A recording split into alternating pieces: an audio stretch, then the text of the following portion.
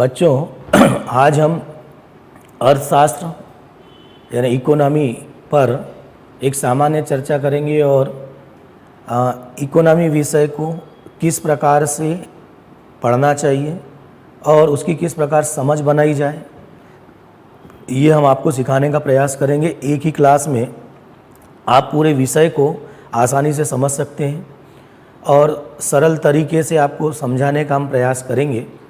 यद्यपि इकोनॉमी विषय के प्रति एक हव्वा होता है कि वो कई सारे लोगों को समझ में नहीं आता है, ऐसा बिल्कुल नहीं है।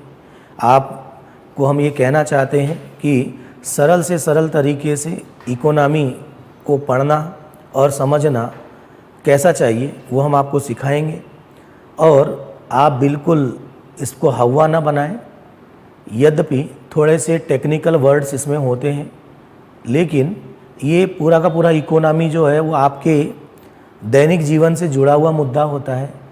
जैसे आप अपने परिवार और घर में धन की व्यवस्था या अर्थ की व्यवस्था करते हैं, वही काम बड़े स्तर पर सरकार भी करती है। तो यदि सरकार भी वही काम कर रही है जो आप कर रहे हैं, तो आप जैसा काम करते हैं उसी को थोड़ा बड़े स्तर पर सोचेंगे तो आप बहुत अच्छे से व्यवहारिक तरीके से इसको समझ पाएंगे। ठीक है, तो चलते हैं अर्थव्यवस्था में अर्थ की व्यवस्था करते हैं। देखिए लिखा है अर्थ व्यवस्था। अर्थ मतलब धन की व्यवस्था करना है। ठीक है, अर्थ की व्यवस्था करना मतलब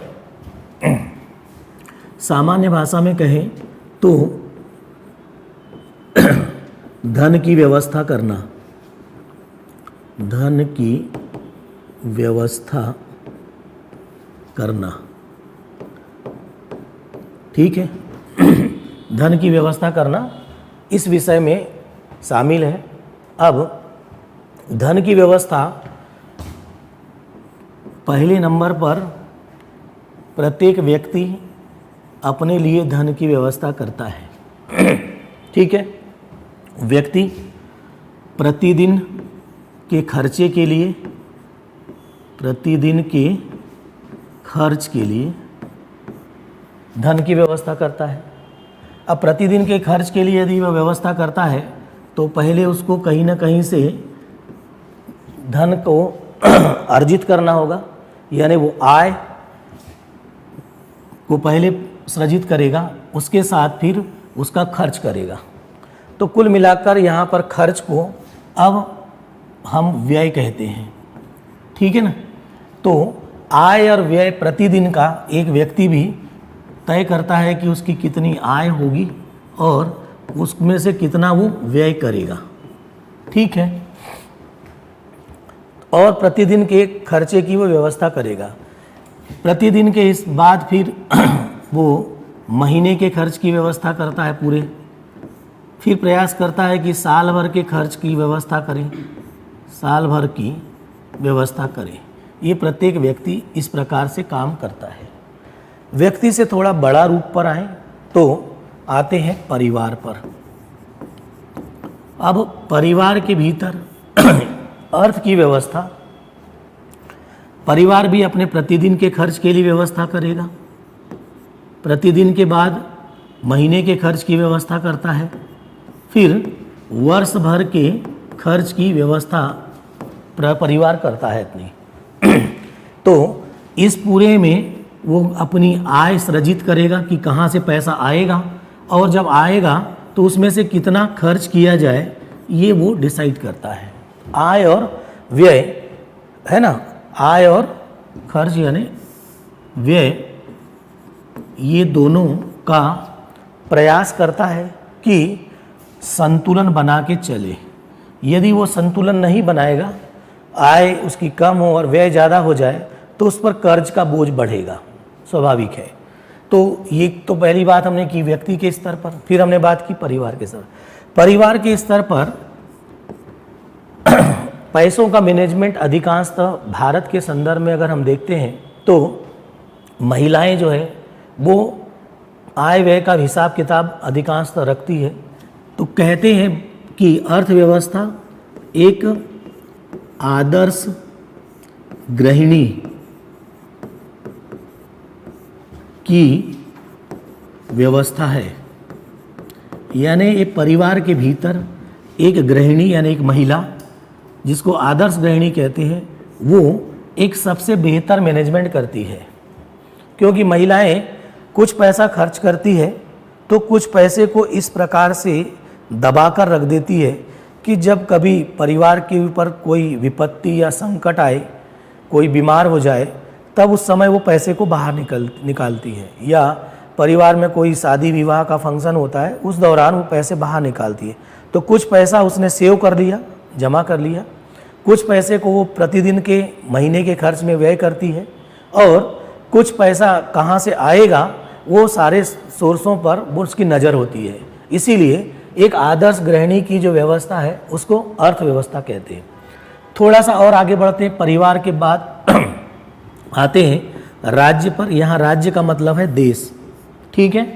राज्य के स्तर पर अर्थ की व्यवस्था करने की जिम्मेदारी सरकार की होती है। सरकार का काम है कि वो कितना पैसा सरकार के पास में आएगा, मतलब आय कितनी होगी, और कितना पैसा उसका व्यय होगा, ये देखने की जिम्मेदारी सरकार की होती है। और ये जो आय और व्यय से संबंधित वो एक बजट प्रस्तुत करती है, और इस बजट के माध्यम से उसको आय और व्यय का पता चलता है सरकार को। और सरकार का काम है प्रतिदिन के खर्चे के लिए, वर्ष भर के खर्चे के लिए आय और व्यय का एक बजट प्रस्तुत करती है। तो यहाँ पर जिम्मेदारी अब राज्य के स्तर पर किसके पास है? सरकार के पास। परिवार के स्तर पर किसके पास है? एक आदर्श गृहिणी के पास। और व्यक्तिगत स्तर पर प्रत्येक व्यक्ति ये काम करता है, ठीक है। तो अर्थव्यवस्था में हम पढ़ेंगे अर्थ की व्यवस्था करना, पैसा कहाँ से आएगा और पैसा कहाँ पर खर्च होगा। आएगा मतलब आय, खर्च होगा मतलब व्यय, और इन दोनों के बीच संतुलन बनाने की कोशिश की जाएगी। यदि जब भी ये संतुलन बिगड़ेगा तो अगर व्यय ज़्यादा हो जाए तो कर्ज का बोझ व्यक्ति पर बढ़ेगा, परिवार पर बढ़ेगा, सरकार पर बढ़ेगा, ठीक है। ये समस्याएं इसमें होगी, ठीक है ना। तो ये आप अर्थ की व्यवस्था जो है इसका प्राथमिक उदाहरण, और यहाँ से हमने एकदम आपके जीवन से जुड़ी हुई बातों से हम अब आगे बढ़ेंगे। अगले चैप्टर में हम आते हैं, अगले भाग में, कि अर्थव्यवस्था में आप जो है किन किन चीज़ों की व्यवस्था करेंगे, अब इसको देखते हैं, ठीक है। या अर्थव्यवस्था को आप किस प्रकार से पढ़ेंगे, पूरे एक बार में अर्थव्यवस्था को आप समझने का प्रयास करें। हम ये प्रयास करते हैं कि पूरे अर्थव्यवस्था के चैप्टर को एक ही बार में समझें, ठीक है। तो यहाँ पर देखते हैं, कुछ हम डिब्बे बनाएंगे।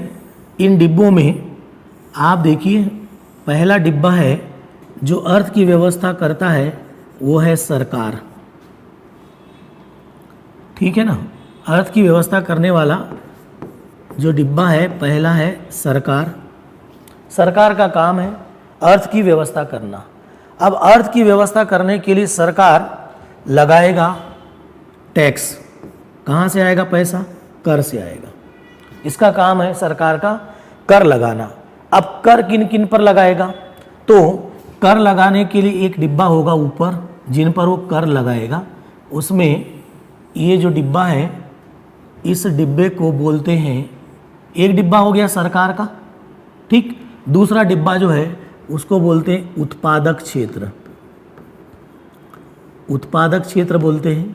और इस उत्पादक क्षेत्र में ये जितने डिब्बे हम बना रहे हैं, इस डिब्बे पर ही पूरी इकोनॉमी आपको हम समझा देंगे क्या होना है अंदर, ठीक है। इन डिब्बों को ही बार बार सोचना है। यदि इन डिब्बों पर आप बार बार सोच पाते हैं तो इकोनॉमी बहुत जल्दी से समझ में आ जाएगी। यहीं पर हम पूरा आपको आज पूरा इकोनॉमी यही समझा देंगे। उत्पादक क्षेत्र, उत्पादन करने वाला, है ना। इसमें 3 प्रकार के क्षेत्र होते हैं उत्पादित क्षेत्र में। पहला क्षेत्र होता है प्राथमिक क्षेत्र। प्राथमिक क्षेत्र, और प्राथमिक क्षेत्र में मुख्यतः कृषि आता है। कृषि पहला नंबर हो गया। दूसरा क्षेत्र है द्वितीयक क्षेत्र। द्वितीयक क्षेत्र बोलते हैं, और इस द्वितीयक क्षेत्र में उद्योग आता है। उद्योग, और तीसरा नंबर जो है तृतीयक क्षेत्र बोलते हैं, टर्सरी सेक्टर, तृतीयक क्षेत्र। इस तृतीयक क्षेत्र में सेवा क्षेत्र आता है, सेवा क्षेत्र। ठीक है, अब सरकार को लगाना है कर इन उत्पादक क्षेत्रों पर। इन उत्पादक क्षेत्रों में सरकार कृषि पर कर नहीं लगाती। हमारे देश में कृषि पर कोई कर नहीं लगाया जाता, तो कर लगाएगी सरकार उद्योग पर और सेवा क्षेत्र पर। उद्योगों में जो उत्पादन होगा, जो वस्तुएं बनेगी, उन पर जो टैक्स लगेगा उसको उत्पादन पर लग रहा है, उत्पाद पर लग रहा है, उत्पाद पर लग रहा है, इसीलिए उसको बोलते हैं उत्पाद शुल्क। मतलब उद्योगों पर जो टैक्स लगता है उसको बोलते हैं उत्पाद शुल्क। ठीक, कौन लगा रही है? कृषि पर कोई टैक्स नहीं, हमने क्रॉस लगा दिया। सरकार का काम है पैसा लाना। हमने अभी थोड़ी देर पहले बात की थी, याद होगा आपको, कि अर्थ की व्यवस्था करेगा कौन? सरकार। सरकार ये प्रयास करेगा कि पैसा कहाँ से आएगा, आय कहाँ से होगी, तो आय कहाँ से होगी? उसको कर से होगी। फिर दूसरा काम सरकार का होगा व्यय करना, तो फिर देखेंगे व्यय कहाँ पर करेगा। अभी पहला हम आय यानी पैसा आएगा कहाँ से, तो कर से आएगा, सामान्य बातचीत। ठीक है, कर से आएगा, तो सरकार का काम है पहला काम कर लगाना, कर लगाने का। अब कर किस पे लगाएगा? इस डिब्बे में जो उत्पादक क्षेत्र 3 क्षेत्र हैं उसमें प्राथमिक क्षेत्र पर कोई कर नहीं लगाया जाता, यानी कृषि पर, प्राथमिक क्षेत्र में कृषि मुख्यतः आता है, तो कृषि पर कोई टैक्स नहीं लगेगा, कोई कर नहीं लगेगा। ठीक है, तो अब कृषि के बाद दूसरा क्षेत्र जो द्वितीय क्षेत्र है, उद्योग है, इस पर कर लगेगा, और द्वितीय क्षेत्र जो है उस पर कर लगाएंगे। उसमें जो कर लगेगा, चूंकि उद्योग से कोई उत्पाद बनता है, उत्पाद बनता है, उस पर जो टैक्स लगेगा उसको उत्पाद शुल्क कहेंगे, एक्साइज ड्यूटी कहेंगे। ठीक है, उत्पाद शुल्क लगेगा। अब सरकार ये जो तृतीय क्षेत्र है, सेवा क्षेत्र, इस पर भी कर लगाएगा। जो कर लगेगा उसको बोलते हैं सेवा कर, सेवा कर। उत्पाद शुल्क लगा था गुड्स पर, उत्पाद पर, उत्पाद यानी गुड्स पर लगा, और सेवा कर सेवा पर लगेगा।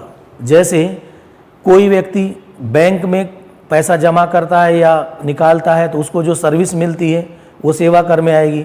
होटल में कोई रुकता है तो होटल में रुकेगा तो उस पर जो उसको सेवाएं दी जा रही होटल में, होटल का मालिक को कुछ पैसा मिलेगा, बाकी उस पर क्या कर लगेगा। कोई मनोरंजन के लिए सिनेमा देखना जाता है तो सिनेमा देखने जाएगा तो सिनेमा के मालिक को कुछ पैसा मिलेगा, कुछ सिनेमा दिखाने का टैक्स लगेगा, वो टैक्स सरकार को आएगा, वो सेवाएं मिली है। ठीक है, उस प्रकार का सेवा कर होता है। ठीक है, जिसको सर्विस टैक्स कहते हैं।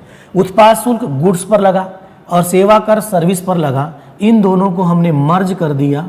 गुड्स पर, सेवा पर यानी सर्विस पर जो टैक्स लगा उसको अब हमने एक कर दिया और नाम पड़ गया जीएसटी। ठीक है, तो अब हमारे देश में हम ये कहते हैं एक राष्ट्र एक कर। ठीक है, एक राष्ट्र और एक कर हो गया कौन सा? जीएसटी। ठीक, थोड़ी सी बात अभी हमने की है। तो सरकार का पहला काम था कि पैसा लाए कहाँ से, आय कहाँ से होगी, तो आय होगी कर से। ठीक है, सरकार ने कर लगाया इन 2 क्षेत्रों पर, और 2 क्षेत्र पर पहले अलग अलग कर लगता था, एक को गुड्स और दूसरा सर्विस पर। तो वो गुड्स पर लगने वाले को उत्पाद शुल्क और सर्विस पर लगने वाले को सेवा कर, इन दोनों को मिला करके अब हो गया एक कर, जिसको बोलते हैं जीएसटी। पहला काम पहले डिब्बे से समझ में आ गया, कृषि पर कोई टैक्स नहीं लगता। ठीक है, अब आते हैं इसके बाद दूसरे डिब्बे पर, अगले डिब्बे पर। ये जो क्षेत्र है, जो भी उत्पादन करता है, ये उत्पादन को इनको बेचता है, इस क्षेत्र को। कृषक ने अपना माल उत्पादन किया। अब जो कृषक है वो अपना माल जिनको बेचेगा उत्पादन करने के बाद, उसको खरीदने वाले को यहाँ पर इकोनॉमी में उपभोक्ता कहते हैं। ये उपभोक्ता वर्ग का डिब्बा हो गया। ठीक है, यानी खरीदने वाले को क्या बोला जाएगा? उपभोक्ता वर्ग। ये अगला डिब्बा है। ठीक, इस उपभोक्ता वर्ग जो खरीदार है उसमें एक उच्च आय वर्ग का व्यक्ति होगा, जिसके पास अच्छी आय होती है, इसलिए नाम पड़ा उच्च आय वर्ग। और ऐसे उच्च आय वर्ग के लोग भारत में जितने रह रहे हैं उसमें 10% लोग उच्च आय वर्ग के लोग हैं। ठीक है। दूसरा मध्यम आय वर्ग के लोग हैं, मध्यम आय वर्ग का व्यक्ति है। ठीक है। और तीसरा निम्न आय वर्ग का व्यक्ति है, निम्न आय वर्ग। यहां पर भी 3 कैटेगरी है उपभोक्ता की। उपभोक्ता वर्ग में पहला है उच्च आय वर्ग का व्यक्ति, दूसरा मध्यम आय वर्ग का व्यक्ति और तीसरा निम्न आय वर्ग का व्यक्ति है। ये 3 आय वर्ग के व्यक्ति उपभोक्ता वर्ग में भी होते हैं। यहाँ के जो लोग अपना माल उत्पादन करते हैं उनके द्वारा माल को इनको बेचा जाता है, उपभोक्ता वर्ग को। ठीक है। कृषक ने अपना माल उत्पादन किया, इन लोगों को बेचेगा। समाज में जो खरीदार है वो 3 प्रकार के हैं, उच्च आय वर्ग के, मध्यम आय वर्ग के और निम्न आय वर्ग के। 3 प्रकार के लोग हैं। अब ये 3 आय वर्ग को इन्होंने माल बेचा। ठीक है। जब ये लोग अपना माल इनको बेचते हैं तो उन माल पर जो टैक्स लगता है उसको हम क्या बोलते हैं, जीएसटी बोलते हैं।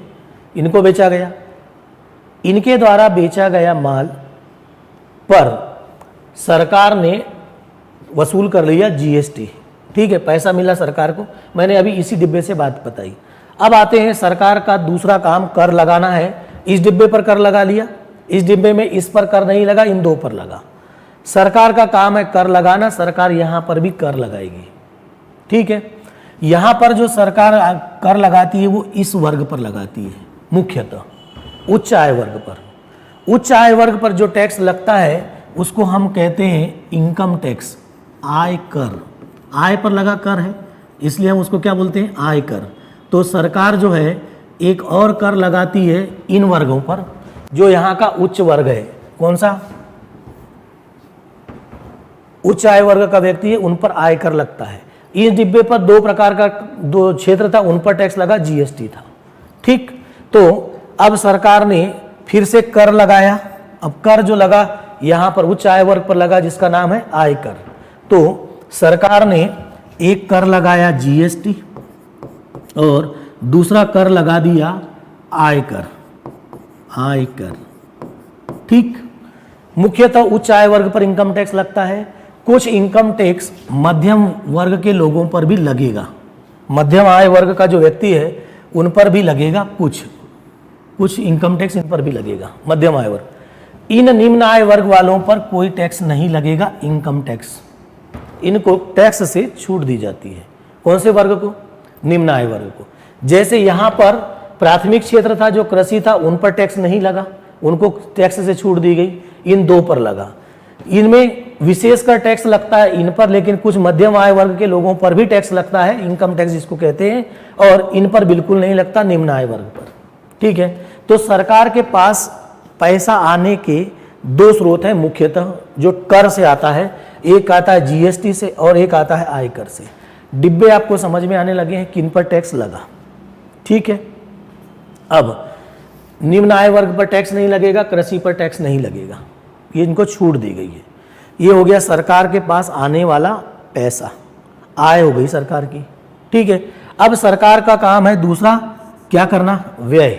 तो पहला काम कर लगाना था, कर में इन्होंने लगाया जीएसटी एक, और दूसरा लगाया आईटी, इनकम टैक्स लगाया। ठीक है।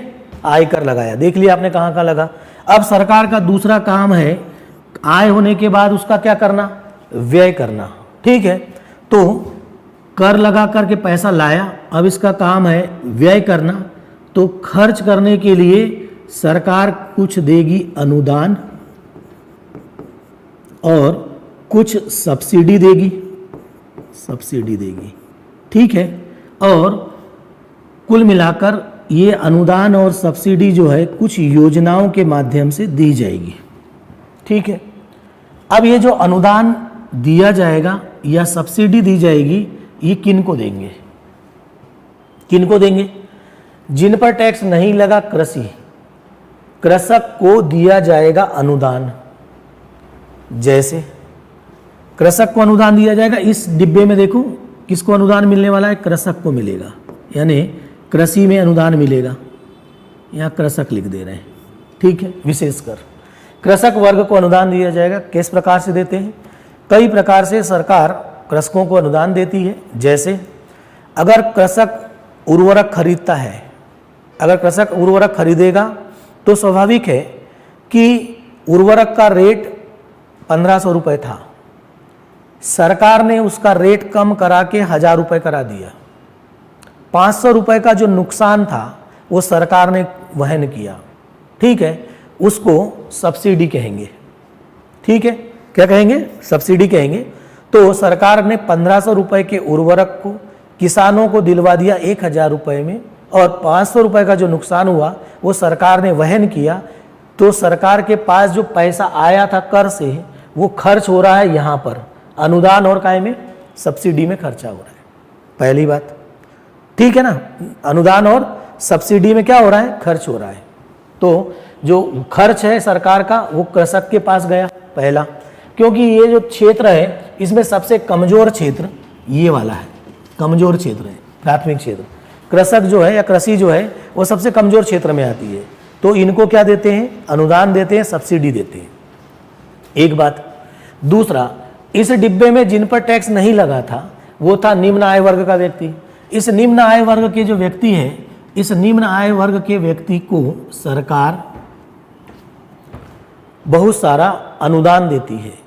अनुदान देने के तरीके, जो निम्न वर्ग का व्यक्ति है, गरीब और वंचित वर्ग का व्यक्ति है, उनको 1 रुपये किलो चावल गेहूँ और 2 रुपये किलो चावल देती है। इसलिए देती है क्योंकि ये सबसे कमज़ोर वर्ग है, सबसे पिछड़ा वर्ग है। तो सरकार का जो पैसा कर से आया वो गया कहाँ पर? निम्न वर्ग के लोगों के पास। निम्न वर्ग के लोगों को 1 रुपये किलो गेहूँ और 2 रुपये किलो चावल सरकार देती है, ठीक है। और ये पैसा जो है, जो चावल उनके घर तक पहुंचता है, उसको पहुंचाने में पूरी लागत, खरीद से लेकर पहुंचाते तक की लागत 37 रुपये होती है। वो 37 रुपये के माल को सरकार 2 रुपये में उनको दे देती है। 35 रुपये का खर्चा सरकार खुद वहन करती है। 35 रुपये का खर्चा जो है सरकार ने खुद वहन कर लिया। अब आप सोचिए कि ये कितना बड़ा जो पैसा है वो किन वर्गों के लिए जा रहा है? निम्न आय वर्ग के लिए जा रहा है। कुल मिलाकर निम्न आय वर्ग के लोगों को कई सारी योजनाओं के माध्यम से सरकार पैसा देती है और ये उच्च आय वर्ग के लोगों से पैसा वसूलती है, क्योंकि इन उच्च आय वर्ग के लोगों के पास में पैसा बहुत है। तो जिनके पास पैसा बहुत होता है उनके पास, मान लेते हैं कि उच्च आय वर्ग के पास इतना रुपए है यहाँ से लेकर यहाँ तक, ठीक है, इन पर कर लगाया, कर लगा करके सरकार ये प्रयास करती है कि उनको थोड़ा नीचे लाए। नीचे निम्न आय वर्ग का व्यक्ति जो नीचे है, इनके पास पैसा कम है, इनको सस्ता अनाज देकर, सस्ती सारी चीज़ें दे करके इनको थोड़ा सा ऊपर उठाया जाता है। ऊपर वाले को नीचे लाया गया, नीचे वाले को थोड़ा ऊपर उठाया गया, और इन दोनों के बीच का जो गैप है, जो पहले कभी इतना था, इसको कम किया गया। और इसको कम करने को बोलते हैं आय की असमानता को कम करना, ठीक।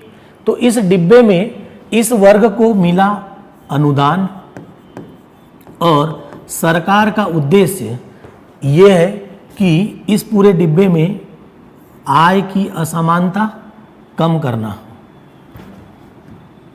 आय की असमानता को कम करना है, ठीक है। इस डिब्बे का उद्देश्य है आय की असमानता कम करना, यही काम है, ठीक है। ये उच्च आय वर्गों के लोगों पर टैक्स लगा दो, टैक्स लगा दोगे तो इनके पास जो इतनी स्थिति है वो थोड़ा सा नीचे आएंगे। इन लोगों के पास में पैसा कम है, इनको थोड़ा सा अनुदान दे दो तो ये थोड़ा ऊपर जाएंगे, इससे जो गैप है वो घट जाएगा। गैप इतना बचा, इसका काम सरकार कम इसी काम पे लगी होती है कि आय की असमानता को क्या करना? कम करना, ठीक। तो सरकार ने यहाँ पर जो कमजोर क्षेत्र था उसको अनुदान दिया, कृषि को। यहाँ जो कमजोर वर्ग था उनको अनुदान दिया, छूट दिया, सब्सिडी दी, और इस डिब्बे का उद्देश्य आय की असमानता को कम करना, ठीक है। और यहाँ पर भी आप समझ गए, अब 2 डिब्बे आप जान गए, ठीक। इस उत्पादक क्षेत्र द्वारा जो भी उत्पादन किया जाएगा वो यहाँ पर बेचा जाएगा। यहाँ पर वो उसी रेट में बेचेंगे। लेकिन सरकार जब इनको बेचेगी, इनको जब वो माल बेचेंगे तो सरकार जो है कुछ माल को खरीद करके कम पैसे पर इनको उपलब्ध कराएगी। ठीक है, और इसी के लिए पूरा का पूरा जो आय की असमानता कम करने के लिए ही सरकार कई सारी योजनाएं बनाएगी, कई योजनाएं बनाती है। तो योजनाएं जो भारत में बनती है, कई सारी योजनाएं, जितनी योजनाएं चलाई जाती है भारत में, वो मुख्यतः 2 वर्गों के लिए होती है। पहला, ये निम्न आय वर्ग के लिए योजना, आप देख लो उठा करके सारी योजनाएं जो है इन निम्न आय वर्ग के लोगों के लिए या कमजोर वर्गों के लिए, संवेदनशील वर्गों के लिए, जैसे वृद्धों को पेंशन देते हो, विधवा लोगों को पेंशन देते हो, विकलांगों को पेंशन दे रहे हो, है ना, तो विकलांगों को सुविधाएं देते हो। तो जितनी सारी चीज़ें हैं वो सारी योजनाएं किन के लिए बनती है? इन निम्न आय वर्ग के लोगों के लिए बनती है। या बहुत सारी योजनाएं जो है इसके लिए बनती हैं, इनके लिए सरकार योजनाएं बनाती है। तो सरकार का तीसरा काम, पहला काम कर लगाना, दूसरा काम अनुदान या सब्सिडी देना। किनको देना है वो पता चल गया। अनुदान और सब्सिडी किस माध्यम से दोगे? योजना बनाकर, यहाँ लिखा है वैसे योजनाएं, ठीक है, योजना बना करके देना। ठीक, योजनाएं बनाना है और इन योजनाओं के माध्यम से सरकार इन कमजोर क्षेत्रों को, कमजोर वर्गों को सहायता प्रदान करती है, ताकि ये जो समाज का कमजोर क्षेत्र या कमजोर वर्ग ऊपर आ सके। और जब ऊपर ही आएंगे तो कम होगी, आय की असमानता कम होगी और जो विकास होगा, सबका विकास होगा, और जो सबका विकास होगा उसको बोलते हैं समावेशी विकास। ये शब्द आपको इकोनॉमी में सुनने मिलेगा। कौन सा विकास होगा? समावेशी विकास। तो इस समावेशी विकास के लिए सरकार कई सारी योजनाएं चलाएगी। समावेशी विकास का मतलब है समाज का जो सबसे कमजोर क्षेत्र जो कृषि है, और समाज का जो समझे कमजोर वर्ग है वो निम्न आय वर्ग का व्यक्ति है, ये भी विकास की मुख्य धारा में आए, सबका विकास हो। जब सबका विकास हो तो उसको बोलते हैं समावेशी विकास। और इसी को हमारे देश के जो शीर्ष नेतृत्व के द्वारा जो हमारे प्रधानमंत्री जी हैं वो ये कहते हैं कि सबका साथ सबका विकास। ठीक है, इसको वो ये नारा देते हैं। बात समझ में आ गई? अभी तक आपके पास कितने डिब्बे हो गए? 3 डिब्बे, एक सरकार का, एक उत्पादक क्षेत्र का और एक उपभोक्ता वर्ग का। तीनों डिब्बों की थोड़ी थोड़ी समझ आपके पास हो गई। ठीक है, अब आते हैं चौथे डिब्बे पर। चौथा डिब्बा सरकार के साथ मिलकर के काम करता है, सरकार की सहायता करता है। चूंकि सरकार को चाहिए धन और लेन देन का काम होगा इसके माध्यम से, उसको बोलते हैं वित्तीय क्षेत्र। वित्त से संबंधित मामला, धन से संबंधित मामला है, वित्तीय क्षेत्र बोलते हैं अगले डिब्बे को। पहला डिब्बा हो गया हमारा ए, सरकार का। दूसरा डिब्बा हो गया बी, उत्पादक क्षेत्र का। तीसरा डिब्बा हो गया सी, उपभोक्ता क्षेत्र का। चौथा डिब्बा हो गया डी, वित्तीय क्षेत्र का। ठीक है, सरकार को धन की व्यवस्था करने में, मुद्रा की व्यवस्था करने में ये वित्तीय क्षेत्र मदद करता है। ठीक, इस वित्तीय क्षेत्र का जो मुख्य संस्था है उसको हम बोलते हैं आरबीआई। ये मुद्रा को छापने और मुद्रा का संतुलन बनाए रखने में योगदान देता है। ठीक है, आरबीआई है वित्तीय क्षेत्र में मुख्य संस्था, यहाँ का रेगुलेटर कहते हैं इसको। ठीक है, विनियामक वित्तीय क्षेत्र का। अब आरबीआई के साथ बहुत सारी इसके नीचे काम करने वाली बैंक होती है, तो हम एक लाइन में यहाँ पर लिख दें बैंक। ठीक, बहुत सारी बैंक होती है। इन बैंकों का काम, अब इस पूरे वित्तीय क्षेत्र का काम बोलिए। यहाँ पर अभी हमने केवल मुखिया लिया है आरबीआई, और उनके अंडर में काम करने वाली बहुत सारी बैंक होती है। इनका काम मुख्यतः ऋण देना, पहला नंबर क्या देना है? ऋण देना है। अब ये ऋण किसको किसको देंगे? ऋण देंगे, ये वित्तीय क्षेत्र यानी बैंकों के द्वारा ऋण दिया जाएगा इनको, उत्पादक क्षेत्र को, कृषक को भी ऋण दिया जाएगा, उद्योग के लिए भी ऋण दिया जाएगा, सर्विस सेक्टर के लिए भी ऋण दिया जाएगा। ठीक है, इनको ऋण देने का काम बैंक करेगी, यानी वित्तीय क्षेत्र करेंगे। बैंक इनको ऋण देगी, ऋण देने का काम वो इनको भी करते हैं, उच्च आय वर्ग के लोगों को, मध्यम आय वर्ग के लोगों को और निम्न आय वर्ग के लोगों को। ऋण देने का काम करेंगे तो ऋण अब देते समय ये ध्यान रखा जाएगा इन बैंकों के द्वारा कि ये जो द्वितीय यानी उद्योग और सेवा क्षेत्र है, इनको जब ऋण देंगे तो ऋण का जो ब्याज होगा वो ब्याज दर ऊंची होगी, और इनको जब ऋण दिया जाएगा कृषि को तो ब्याज दर कम होगी। ठीक है, तो ऋण देने का काम ब्याज जो लगेगा अधिक किन पर लगेगा, कम किन पर लगेगा, ये तय होता है सरकार के द्वारा, क्योंकि सरकार को मदद करने वाला ये क्षेत्र है। इनका काम है ऋण देना या उधार देना बोले, और जब ऋण या उधार देंगे तो क्या लगाया जाएगा, ब्याज लगेगा। ब्याज इनको ज़्यादा लगेगा, इनको कम लगेगा। ब्याज इन वर्गों को ज़्यादा लगेगा, इनको कम लगेगा। सरकार क्या प्रयास कर रही है, हर तरह से सरकार और सरकार का जो वित्तीय क्षेत्र है वो प्रयास में लगा होता है कि इन कमज़ोर वर्गों को और कमज़ोर क्षेत्रों को मदद मिले सभी प्रकार से, ताकि अंतिम उद्देश्य है आय की असमानता को क्या करना है, कम करना। इन पर ब्याज ज़्यादा लगा रहे हो, इन पर कम लगा रहे हो, इन पर कम ब्याज लगने का मतलब क्या हुआ कि आय की असमानता को कम करना। अंतिम लक्ष्य क्या है आपका, आय की असमानता को कम करना।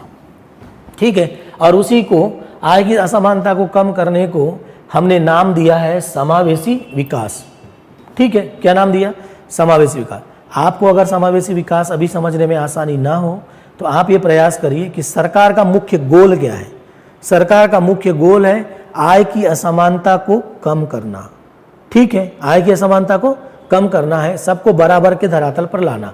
जिनके पास ज़्यादा पैसा है उन पर टैक्स लगाकर उनको नीचे लाओ, जिनके पास कम पैसा है, निम्न आय वर्ग का व्यक्ति है, उनकी आय कम है, उनको थोड़ा सा अनुदान छूट दे करके उनको थोड़ा ऊपर लाओ और समाज में समानता लाने का प्रयास करो। ठीक है, और आय की असमानता को कम करो, ये उद्देश्य है। सरकार भी यही काम कर रही है। सरकार का जो वित्तीय क्षेत्र है जिसको हम मुखिया बोलते हैं आरबीआई, उनके पास काम करने वाले इंस्ट्रूमेंट जो है वो बैंक है। बैंक लगाती है, पहले उधार देती है यानी ऋण देती है, ऋण पर लगेगा ब्याज, किस पर ज़्यादा लगेगा किस पर कम लगेगा वो पता चल गया। ठीक है, दूसरा सरकार ये वित्तीय क्षेत्र का दूसरा काम है मुद्रा का संतुलन बैठाना।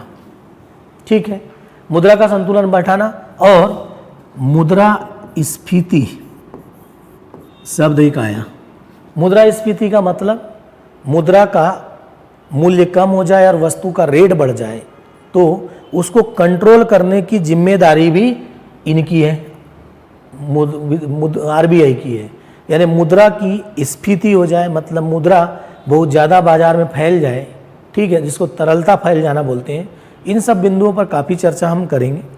तो इसको नियंत्रण में करने की जिम्मेदारी भी आरबीआई की होती है। जब किसी वस्तु की कीमत बहुत ज़्यादा बढ़ जाए तो उसका प्रभाव सबसे ज़्यादा इस वर्ग पर पड़ेगा। इसका ऐसे उदाहरण समझें, किसी वस्तु की कीमत बहुत बढ़ गई, प्याज जो 20 रुपए किलो मिल रही थी, आज वो प्याज अगर 60 रुपए किलो मिल रही है और त्योहार का सीजन है, तो सोचिए कि 60 रुपए किलो में ये वर्ग तो खरीद लेगा, उच्च आय वर्ग, इसको कोई फर्क नहीं पड़ने वाला है। मध्यम आय वर्ग वाला भी थोड़ा बहुत कम ज़्यादा करके वो भी खरीद लेगा, लेकिन ये आय वर्ग का व्यक्ति जो है वो 60 रुपए किलो प्याज नहीं खरीद सकता।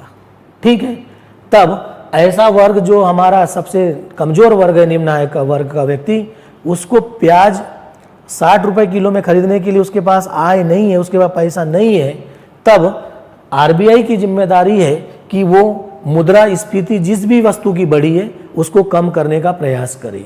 ठीक है, एक काम आरबीआई का।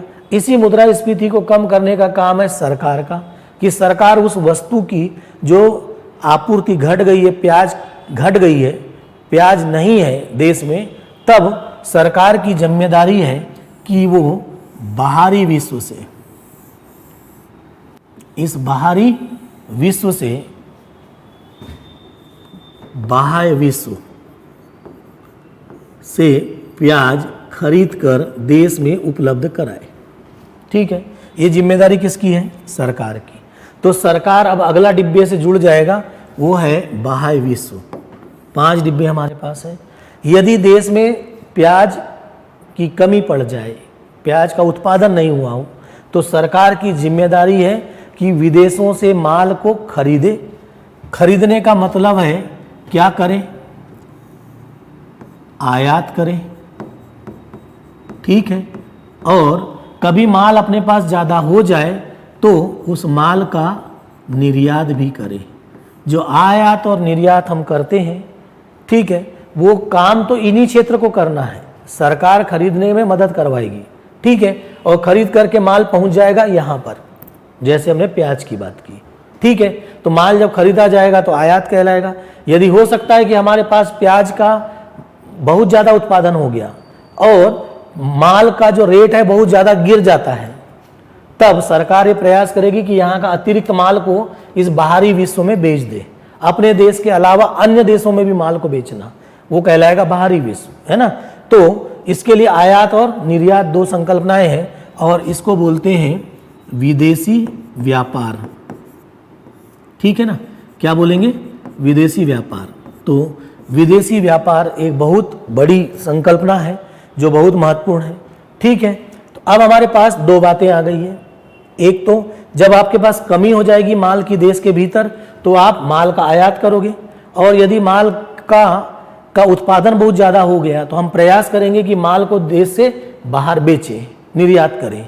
तो एक तरफ आयात और दूसरी तरफ निर्यात, और आयात और निर्यात को बोलते हैं विदेशी व्यापार कहते हैं, ठीक है। तो ये विदेशी व्यापार, अब आपके पास टोटल डिब्बे हो गए 5। अब बाहरी विश्व से माल को आप खरीदेंगे और माल उसको बेचेंगे, ठीक। इसके लिए विदेशी व्यापार को देखने के लिए एक संस्था होती है वैश्विक स्तर पर जिसको बोलते हैं WTO, वर्ल्ड ट्रेड ऑर्गेनाइजेशन, विश्व व्यापार संगठन इस काम को देखेगा। जैसे आपके देश के भीतर सारे काम कौन रेगुलेट करता है? सरकार रेगुलेट करती है। वैसा विश्व का व्यापार जो होगा, आयात निर्यात होगा, विदेशी व्यापार, उसको देखने के लिए एक संस्था है वर्ल्ड ट्रेड ऑर्गेनाइजेशन है, उसके देख रेख में, निर्देशन में, मार्गदर्शन में व्यापार होगा, विदेशी व्यापार, ठीक है। कई देशों के पास खरीदने के लिए पैसा नहीं होगा विदेशी मुद्रा। हो सकता है कि आपके देश के पास जो रुपया है, सरकार के पास जो रुपया है, वो यहाँ पर काम नहीं आएगा खरीदने में। रुपया की जगह पर विदेशों से माल खरीदने के लिए आपको चाहिए डॉलर। डॉलर आपके पास नहीं है, ठीक है, या डॉलर के अलावा कोई ऐसी मुद्रा जो यहाँ पर मान्य कर दी गई हो, जिसको हम SDR कहते हैं, इस पर बात करेंगे आगे, ठीक है। इसकी व्यवस्था, मुद्रा की व्यवस्था करने के लिए एक संस्था की जरूरत पड़ेगी, उसको बोलते हैं इंटरनेशनल मॉनेटरी फंड, अंतर्राष्ट्रीय मुद्रा कोष। इस मुद्रा कोष से मुद्रा जिन देशों के पास नहीं है खरीदने के लिए विदेश का माल, क्योंकि हो सकता है क्योंकि वहाँ आपका रुपया नहीं चलेगा, वहाँ चलेगा या तो डॉलर या SDR चलेगा, वो आपके पास नहीं है, तब आप इस IMF से, इंटरनेशनल मॉनेटरी फंड से मुद्रा उधार लोगे और उधार लेके फिर इस यहाँ का माल जो है वो खरीद के कहाँ ले जाओगे? अपने देश में लेके जाओगे, क्योंकि आपके देश का रुपया यहाँ पर काम नहीं करेगा। यहाँ का माल खरीदने के लिए आपको इनकी जरूरत पड़ेगी, और इनके लिए अब दो संस्थाएं हो गई, एक तो वर्ल्ड ट्रेड ऑर्गेनाइजेशन, दूसरा क्या होगी? IMF। वर्ल्ड ट्रेड ऑर्गेनाइजेशन का काम है व्यापार को संतुलन बना के रखना। IMF का काम है, इंटरनेशनल मॉनेटरी फंड है, उसका काम है मुद्रा की का स्थायित्व बना के रखना, मुद्रा की स्थिरता बना के रखना, मौद्रिक स्थायित्व बना के रखना। अगर किसी देश के पास माल खरीदने के लिए पैसा नहीं है, डॉलर नहीं है या SDR नहीं है, है ना, तो ये उनको उपलब्ध कराएगा और वो फिर माल को खरीदेंगे। माल खरीदने के लिए आपके देश का रुपया काम नहीं करेगा, माल खरीदने के लिए आपके पास यदि ये है तो काम कर लेगा, सोना है तो, ठीक है, तो काम कर जाएगा।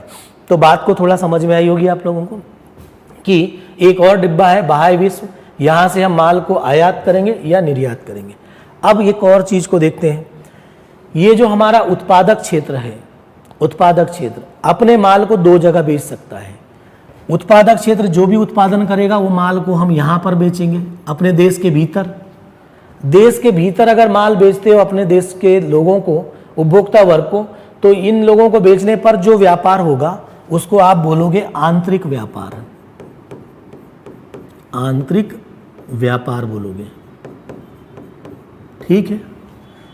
इनके पास यदि माल जो इन्होंने उत्पादन किया यदि वो सरप्लस हो जाए, बहुत ज़्यादा हो जाए, तो देश के भीतर बेचने के अलावा ये माल को इधर भी बेचना शुरू करेंगे। इधर बेचेंगे उसको बोलेंगे निर्यात, और ये जो होगा वो कहलाएगा बाह्य व्यापार। तो व्यापार कितने प्रकार का हो गया? 2 प्रकार का, एक आंतरिक व्यापार और दूसरा बाह्य व्यापार। ठीक है। और इन क्षेत्र के लोगों का माल 2 जगह बिका, एक देश के भीतर बिका तो आंतरिक व्यापार। जब सरप्लस हो गया, ज़्यादा माल उत्पादन हो गया, तो ये माल को इधर बेचेंगे। इधर बेचेंगे जब, तो बेचने के बाद इनको यहाँ से रुपया नहीं मिलेगा, यहाँ से इनको मिलेगा डॉलर। यानी ये लोग माल इधर बेचेंगे डॉलर में, और माल जब वो खरीदेंगे तो भी खरीदेंगे डॉलर में ही। एक उदाहरण बता दिया हमने। ठीक है। क्योंकि सबसे ज़्यादा मान्य मुद्रा जो है वो डॉलर है, जो अमेरिकी डॉलर है। तो माल ये इनको बेचेंगे तो भी इनको डॉलर मिलेगा, और माल जब इनको वापस होगा तो भी डॉलर ही मिलेगा। और जब इन दोनों के माल के बेचने और खरीदने के लिए जो मुद्रा उपयोग में लाई जाएगी, ठीक है, इनके पास तो रुपया था, रुपया यहाँ काम नहीं आएगा, इनको चाहिए डॉलर। तो इनको रुपया इनके पास है, खरीदने के लिए चाहिए डॉलर, डॉलर प्रदान करेगा सरकार, सरकार प्रदान करेगी। ठीक है। सरकार रुपए को डॉलर में कन्वर्ट कर देगी, जो उनके पास रुपए था उसको डॉलर में कन्वर्ट कर देगी, और डॉलर से फिर वो यहाँ का माल खरीद पाएंगे। जब ये लोग यहाँ पर माल बेच करके डॉलर लेकर आएंगे तो फिर सरकार ये डॉलर को अपने पास रख लेगी और इनको रुपए दे देगी। ठीक। इस प्रकार सरकार के पास डॉलर रुपए में, रुपए डॉलर में चेंज होगा, और इसको बोलते हैं एक्सचेंज होना, विनिमय होना, और इसको बोलते हैं के लिए एक दर फिक्स होती है जिसको बोलते हैं विनिमय दर। ठीक। और ये डॉलर का रुपए में चेंज होना, रुपए का डॉलर में चेंज होना कहलाता है विनिमय होना, एक्सचेंज होना, और उसके लिए एक दर फिक्स होती है कि 1 डॉलर में कितने रुपए मिलेगा। 1 डॉलर अगर आप देते हो तो आपको 70 रुपये मिलेगा, या 70 रुपये अगर आप देते हो तो आपको 1 डॉलर मिलेगी। ऐसा सरकार तय करती है किसको? विनिमय दर को। बात थोड़ी थोड़ी समझ में आ गई। ये तो बातें हो गई। अब आपके पास 5 डिब्बे हैं। कुछ पैसे के लिए हमारे को वर्ल्ड बैंक की भी सहायता लेनी पड़ती है।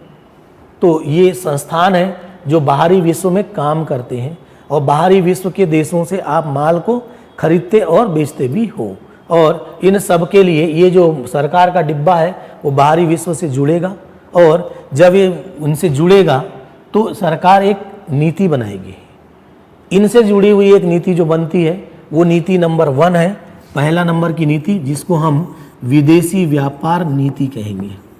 तो अब आपके पास पहली नीति आ गई जो सरकार और विदेशी व्यापार के लिए, सरकार विदेशी व्यापार के लिए उपयोग करती है, जिसको बोलते हैं विदेशी व्यापार नीति। ठीक। नीति में पहला विदेशी व्यापार नीति। दूसरा नंबर, सरकार कर लगाती है। सरकार कमजोर वर्गों को अनुदान देती है। कर किन पर लगता है? 1 और 2 क्षेत्र पर। कर किस पर लगता है? उच्च आय वर्ग पर और मध्यम आय वर्ग पर। इन पर जो कर लगता है उसको बोलते हैं जीएसटी। इन पर जो कर लगता है उसको बोलते हैं इनकम टैक्स, जिसको आईटी। ठीक है। कर लगाने के बाद सरकार अनुदान और सब्सिडी देती है। किन को देती है? प्राथमिक क्षेत्र यानी कृषक को, और निम्न आय वर्ग को क्या देती है? सब्सिडी देती है। इन सब्सिडी और कर लगाने और सब्सिडी के लिए एक नीति काम करती है, जिसको नीति नंबर 2 कहेंगे। उसको बोलते हैं राजकोषीय नीति।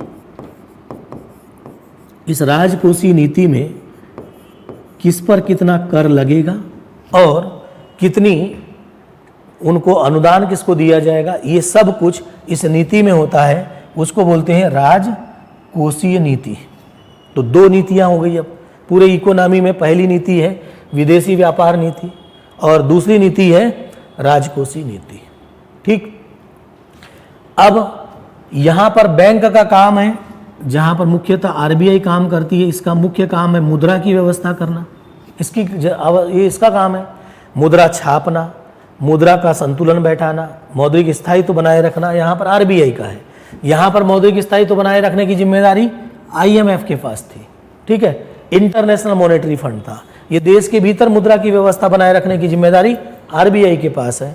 और मुद्रा से संबंधित जो नीति आरबीआई घोषित करती है वो तीसरी नीति होती है, जिसको मौद्रिक नीति कहते हैं। मौद्रिक नीति कहते हैं। तो नीतियां कितने प्रकार की बनेगी पूरे अर्थव्यवस्था में? 3 प्रकार की नीतियां होगी। पहला विदेशी व्यापार पॉलिसी यानी नीति होगी, दूसरा राजकोषीय नीति होगी और तीसरी मौद्रिक नीति होगी। 3 डिब्बों से रिलेटेड 3 नीति हो गई। ठीक है, अब इस डिब्बे में आए।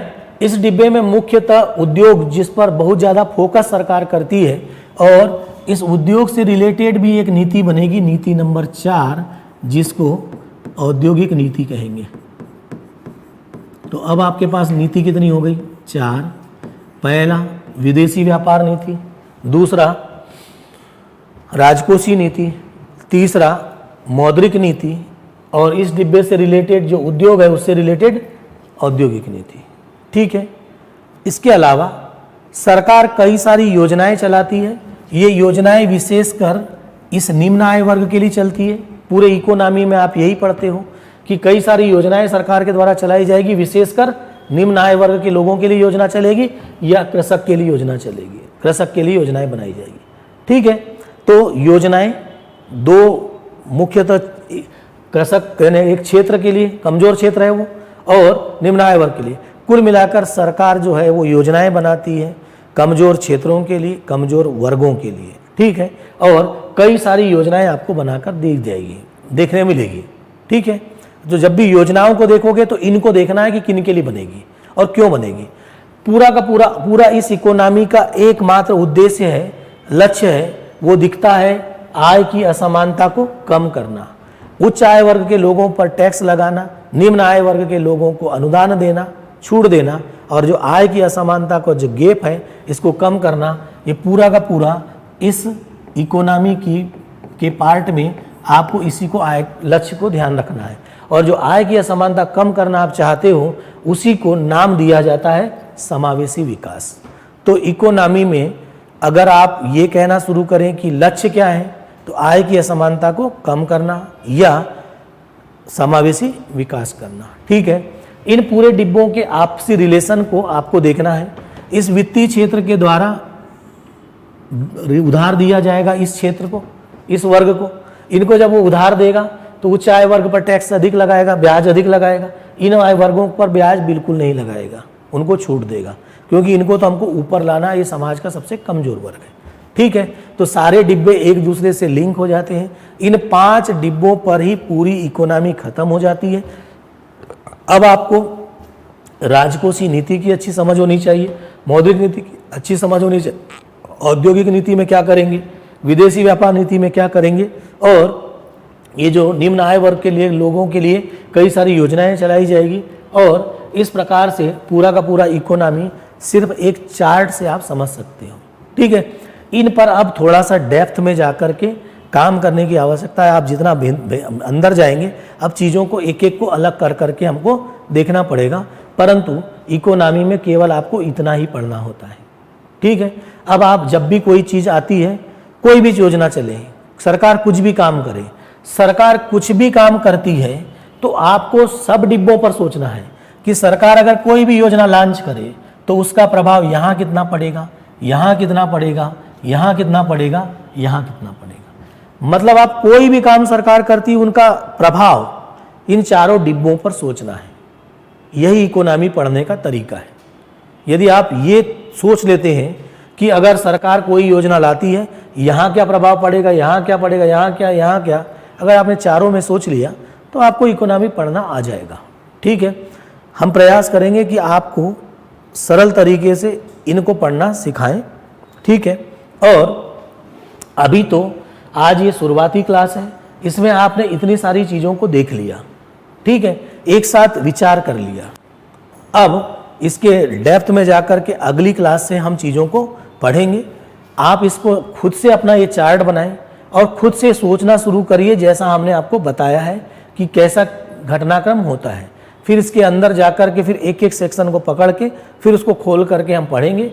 काम आपका आसान हो जाएगा। एक बार में पूरा स्ट्रक्चर इसी प्रकार से डिजाइन होता है। ठीक है, तो आज की क्लास में हम यहीं पर रखते हैं। अगली क्लास में हम आपको इसके आगे का पार्ट